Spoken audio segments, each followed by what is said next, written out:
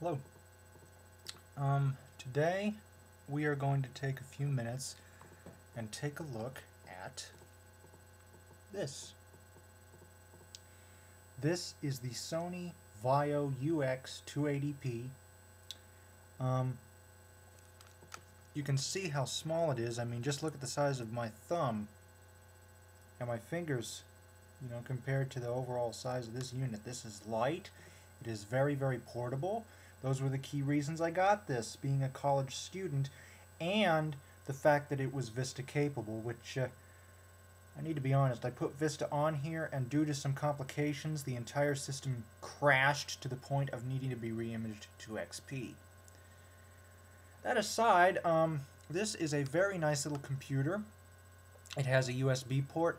This door here, where my middle finger is, this is for the SIM card. If you have an AT&T based SIM, or actually, yeah, T-Mobile, I don't think T-Mobile works. AT&T based SIM, you can pop it in here and use this for edge data connection. Along the top, wireless, air vent, and let's see, I'm pointing in the wrong area here. This here, still learning to use the camera. This here is your memory stick.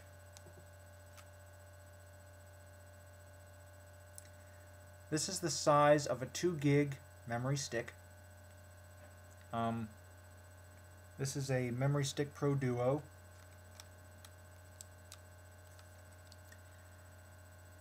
And over here is the camera button.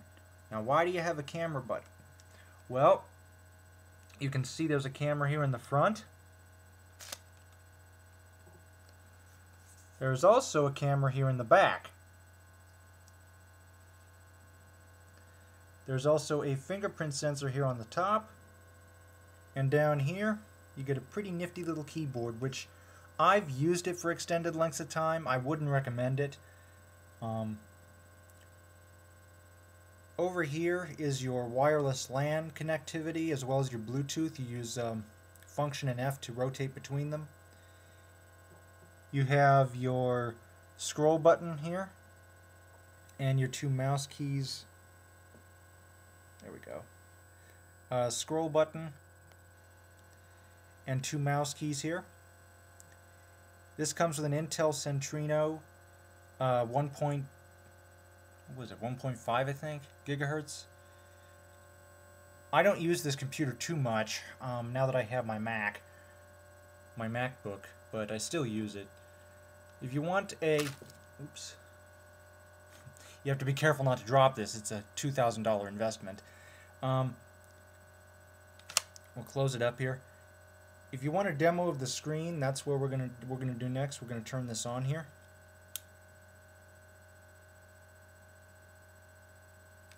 Oh no. Okay, we still have time. Hang on a moment while I plug this in. I can't believe it.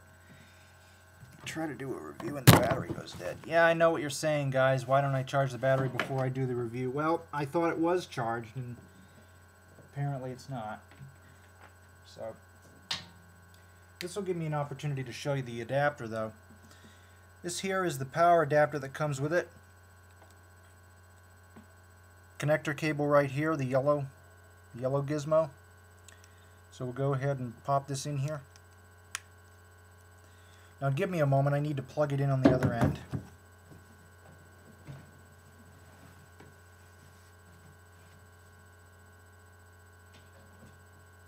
we go.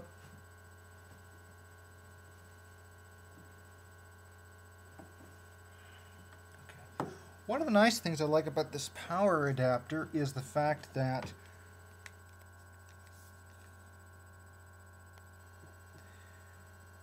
I know it's kind of hard to see here in the camera. I'm gonna turn the light off here just a second. Okay, you can see there. You have this nice green glow, so you can definitely tell that it's charging. Also, you have the little blinking battery there. Oh no. Okay, there we go. Unhappy lamp. Anyway, with that aside, now let me get back to what I was originally going to do, was to power this up.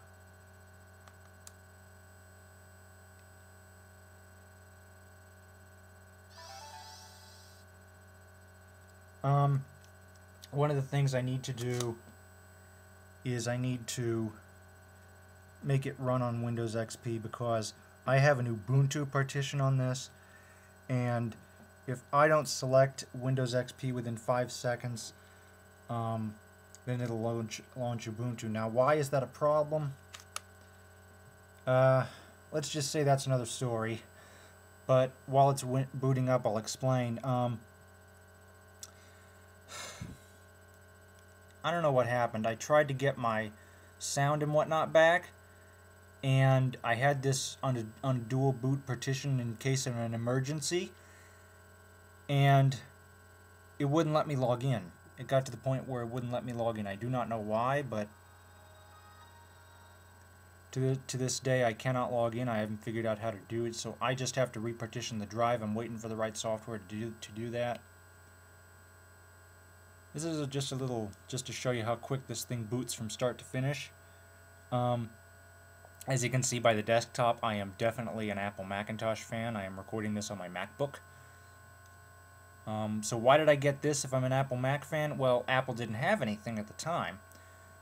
I hope Apple builds something like this. If anybody from Apple's listening, I mean, yeah, I guess perhaps the MacBook Air does fill that, and this is a bit of a niche product, but for some people who cannot lift heavy weights, I mean, this thing's about 1.5 pounds. You could easily stick this in your pocket, if your pocket's big enough. Trend Micro Anti-Spyware. As you can see by the start bar, though, at the bottom, this comes with Windows XP Business. And really, this is just your standard XP computer. Oops, I fired up the VAIO camera utility.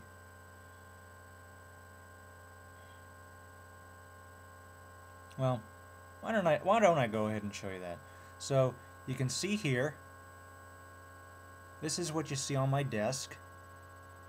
And can I move this down? Probably not, because you wouldn't be able to see the computer. But this is what I have in front of my desk. And you can see the quality of the camera here. Anyway, let me get out of this, and I do have to say that getting out of this through the camera is not going to be easy, so hang on a moment.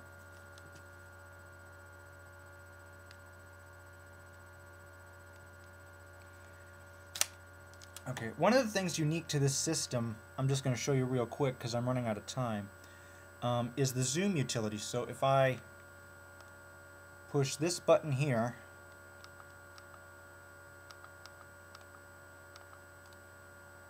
you can see that it's a lot easier to work with. And as I've said, this is a standard Windows computer.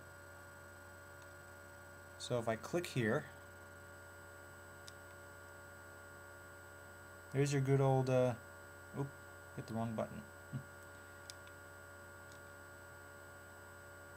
Alright, well, you get the idea. There's your start menu. You have everything in here. I've got some specialty software in here because I need it, like JAWS and Magic magnification programs and whatnot. I need those to make it work. But you've got the general idea. This is just your standard Windows XP based computer. And I hope you enjoyed this little overview. One thing to note is if you buy this brand new, it's going to come with Windows Vista Business. And from what I've seen in the stores, this thing runs Windows Vista Business horribly. It's as slow as a slug. With that having been said, thank you. I hope you make a wise decision on your purchase, and have a good day.